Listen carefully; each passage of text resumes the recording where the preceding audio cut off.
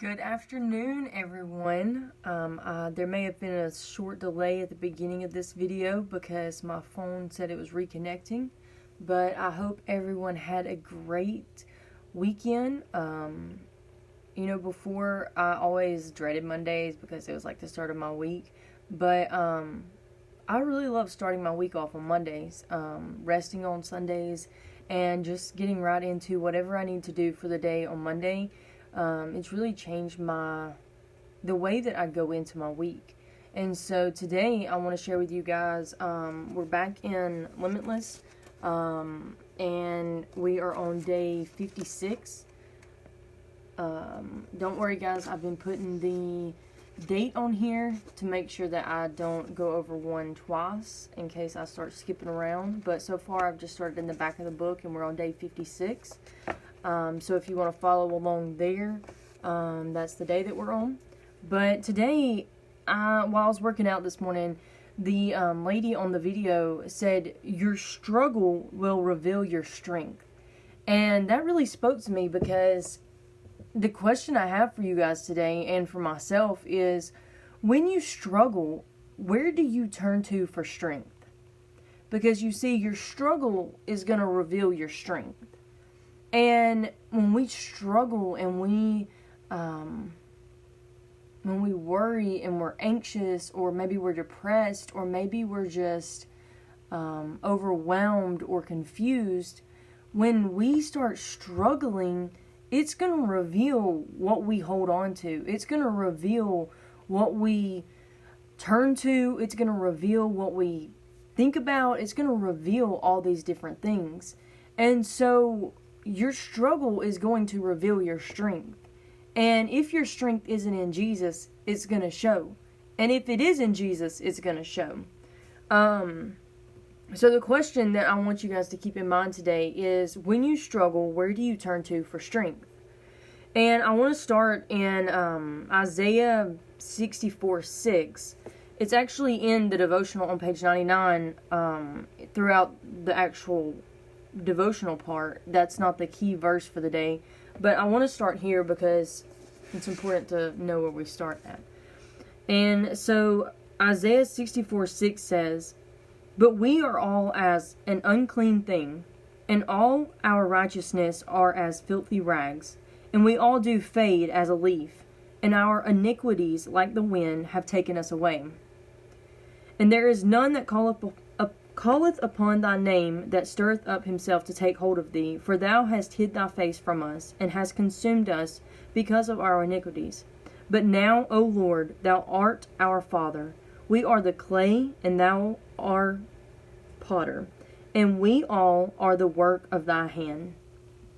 So what this is talking about is, we are, as humans, we are all as unclean things. Our righteousness is as filthy rags. There's no good in us. And we're going to fade as a leaf. Our iniquities, like the wind, have taken us away. But it says, but now, O Lord, thou art our Father. We are the clay, and thou art potter, and we all are the work of thy hand. And so today's theme, if you want to call it, is our struggle reveals our strength. And there's a book called It's Not Supposed to Be This Way by Lisa, I can never pronounce her name, but you know what I'm talking about. And it talks about when those who work with pottery and clay, they take broken pieces of the other pots and stuff and put that into the new clay to form the pot the way it needs to be. And so it has to be broken at just the right amount. It can't be too fine or it gets lost in the clay and everything. And if it's too sharp and it's not broken down fine enough, then it'll cut the potter's hands.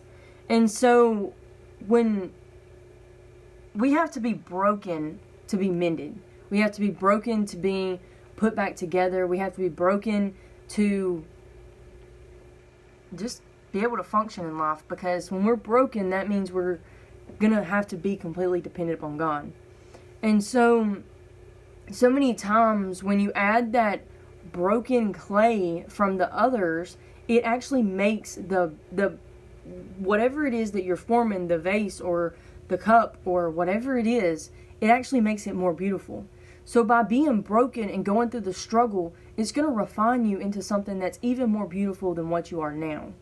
And so the thing that just really stood out to me today is that so many times we don't,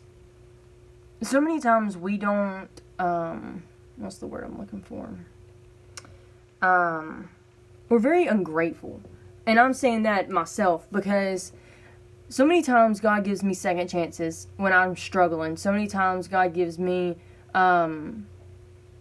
just grace and mercy. And I'm so ungrateful for that. And I've been wrestling God for a while now about His plan and His timing and His way. And I'm like a little fighter. I'm just like, okay, God, let's go. And I think that in my mind, by holding on so tight to these ideas that I have in my mind and the plan that I think I have, it's gonna work out. But see, when I'm holding my fist so tight, trying to fight God and trying to hold on to my own ideas, I have to let go to be able to hold on to God. I can't hold on to God like this because I'm holding on to my own things. But if I simply let go, then I can reach out and hold on to God. Then I have an open mind and an open heart to let God mold me and teach me and lead me the way He wants to instead of the way that I think I need to. And so I wrote down on my paper, grace is getting what we don't deserve. So what we don't deserve is eternity in heaven. That's grace. God came to this earth through His Son Jesus Christ, died on the cross as a gift and grace to us so that we have the opportunity to spend eternity in heaven with Him one day.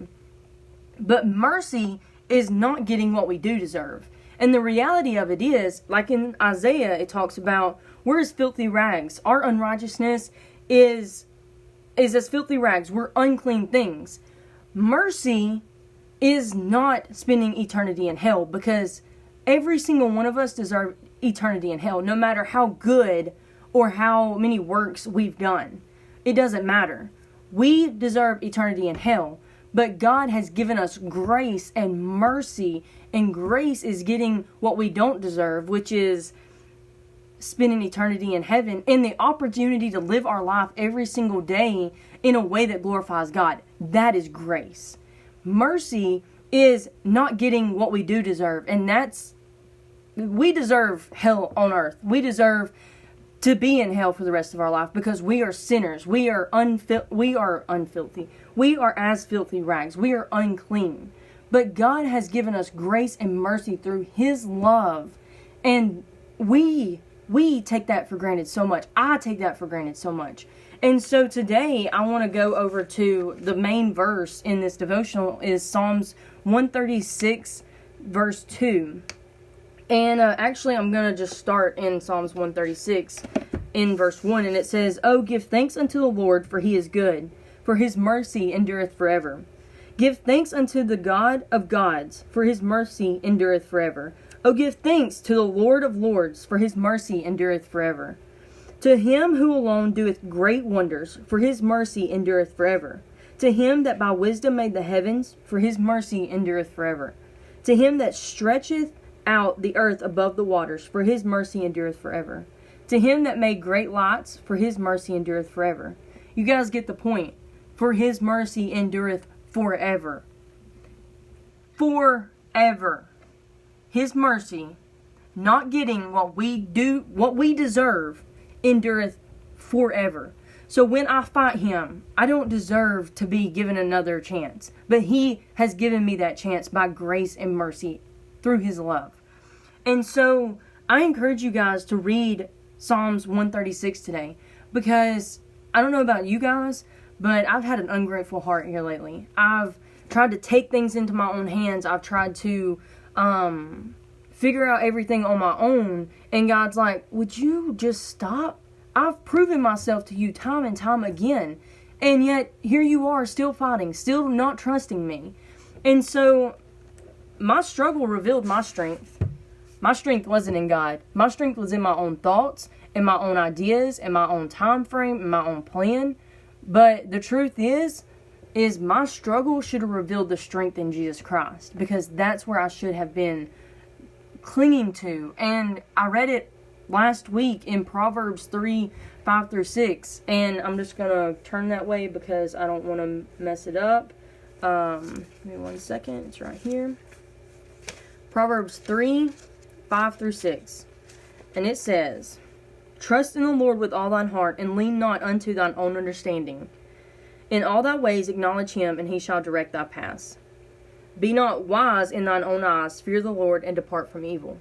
So, here's the thing. When we're holding on to our own ideas, our own ways, our own thoughts and ideas and time frame, we're leaning into our own wisdom. We're leaning into our own understanding. But it says to trust in the Lord with all thine heart. In all thy ways acknowledge him, and he shall direct thy paths. The truth is, I know and you know that his word is true. We know that his word says that we can trust him. We know that his word says that he's going to be faithful. We know that he's going to be our health and our strength and our strong foundation. He's going to see us through all these things. And yet so many times when we struggle, it's going to reveal our strength in the things that we are going to, when the reality is God has proven himself time and time again in our own lives and through his word that we can trust him, and we just have to be willing to let go and trust him today. So my question to you, as I've said it time and time again throughout this devotional today, is when you struggle, where do you turn to for strength? Because the struggle is going to reveal the strength in your life, and that strength needs to be in Jesus Christ, because he is the only one that endureth forever. No money, no relationship, no home, no food, none of these materialistic things are going to endure forever. Only Jesus Christ is going to endure forever.